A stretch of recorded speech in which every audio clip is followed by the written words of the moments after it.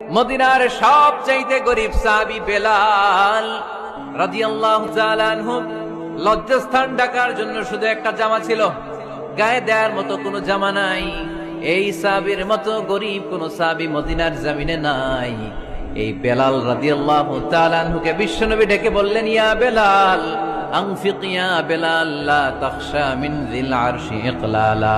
ও বেলাল, আল্লাহর রাস্তায় দান করো, কারণ আমার আল্লাহর ধনভাণ্ডারের কমতি নাই।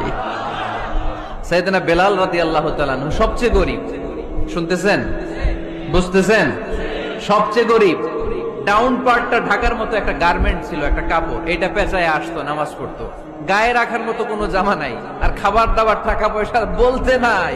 ওই সাহাবীরে বিষ্ণু ইসলাম বললেন, আনফিক বেলাল, বেলাল তুমিও দান করো, তুমিও দাও, দানের হাতকে প্রশস্ত করে দাও।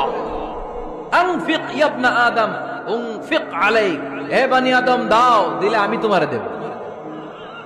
যারা দান করে বেশি তাদেরকে দেয় কে?